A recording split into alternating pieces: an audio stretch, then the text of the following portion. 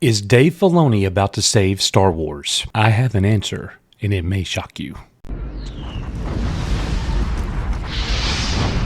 Echo 3 to Echo 7. Tano, buddy. Echo Station 3TA. What is up, everybody? Coach here at Echo Base Network. Thank you so much for being here. We are talking all things Dave Filoni. Can he be the savior of Star Wars? Because Star Wars is certainly in need of saving. We must find a savior. And the public trial of Dave Filoni begins on August 23rd. No, he can't hide anymore. And I'm not saying that he's hiding, but I'm saying he really put himself out there because he is the showrunner, the singular showrunner for Ahsoka. So if it fails, it's on him. If it succeeds, it's on him. And honestly, I'm pulling for Dave. Let's take a look back at what Dave Filoni has given us. Let's look at both the highs and the lows, and then weigh in on what's about to happen with Ahsoka.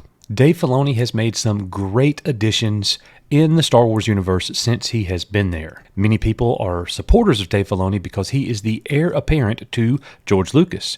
In fact, working side by side with Lucas for years, no one knows Star Wars better than Dave Filoni in Lucasfilm today. In his work in Star Wars television, Dave Filoni has added plenty of terrific details, characters, and storylines to a timeless franchise. And as Dave Filoni's new Star Wars Disney Plus series, Ahsoka, is inching closer and closer to its premiere, continuing the story of the iconic former Jedi in the aftermath of the Galactic Civil War, the upcoming series is far from Filoni's first project in the franchise. However, it is his first live-action show. Dave Filoni is the creator of the animated shows The Clone Wars, Rebels, Tales of the Jedi, and The Bad Batch, as well as co-creator of The Mandalorian. I know many of you want to get to the bad stuff. We're going to get there, just hang on. So let's start with the positives. One of the things that Dave Filoni did that was really outstanding for Star Wars and its fans in the animated shows was to extend Darth Maul's storyline. One of the most notable aspects of Star Wars The Clone Wars is that it features the return of the Sith apprentice Darth Maul. And not only did he returned and wreaked havoc on the galaxy during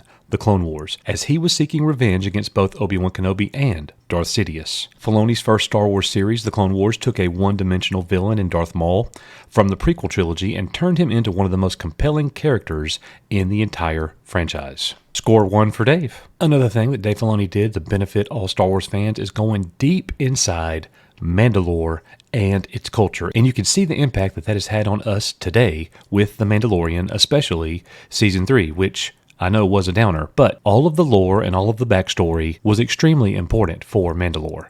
And that was Dave Filoni back in the Clone Wars era. Something else that he did recently that was a big hit with everybody was Tales of the Jedi. We have to get a Season 2.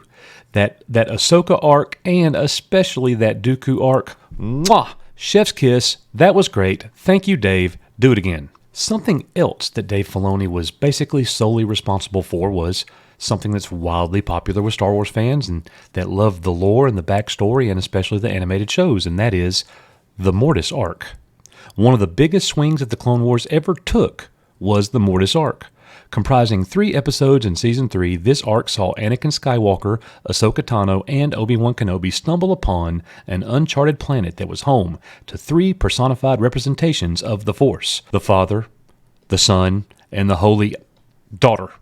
I know you're laughing. Score another one for Filoni. The Mortis arc, great. Something else that Dave Filoni gave Star Wars fans was Rebels and the Ghost Crew. Star Wars Rebels introduced a cast of core characters who would become iconic in the franchise's ensuing years.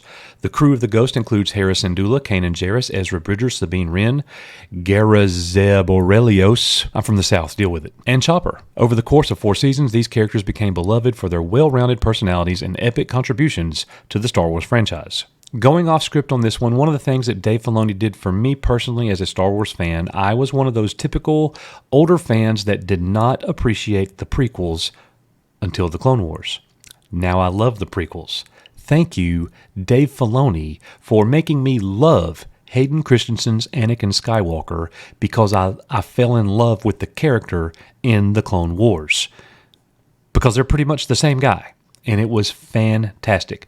Dave Filoni, with his storytelling and the way that he did it, made the prequels something that I actually began to appreciate. And for that, I will always owe him. Something else Dave Filoni did Before the Clone Wars, the clone troopers were nothing more than an army of identical soldiers made to fight a war in the background of the prequel trilogy. However, audiences became acquainted with dozens of skilled clone troopers in the Clone Wars' 7 seasons, all of which gave the clones more personality and individualism. In fact, clones are freaking cool, and I'm not just talking about the Bad Batch. I'm talking about Fives, Rex, Cody, all of them. Thank you, Dave Filoni. And last but not least, one of the great things that he has given us, Dave Filoni that is Ahsoka Tano herself. Originally introduced in the 2008 film Star Wars The Clone Wars, which served as a pilot to the series of the same name.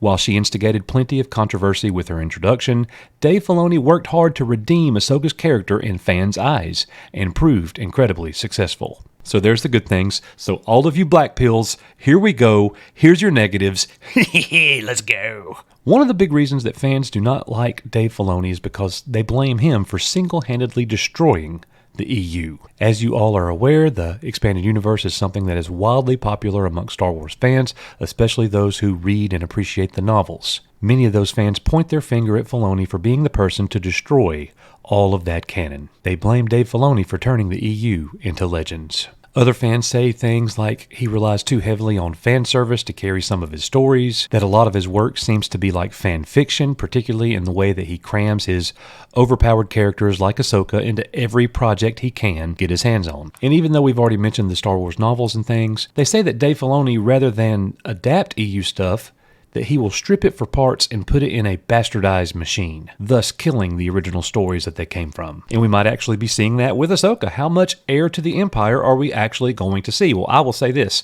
The more heir to the Empire we see in the Ahsoka series, the worse it will be for Filoni. That's my opinion. And like we just said with Ahsoka, many fans say that Dave Filoni is just too attached to his own characters and doesn't play nice with characters that other people developed. We've seen it over and over.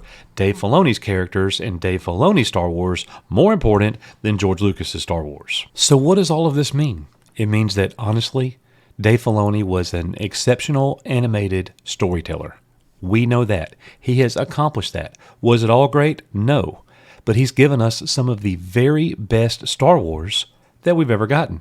And I'm specifically talking about the final 4 episodes of The Clone Wars Season 7.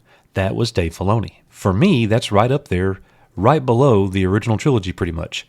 Insanely great storytelling. But what does his accomplishments as an animated filmmaker have to do with what we're doing now? Nothing. And that's why I've been saying Dave Filoni is going on trial.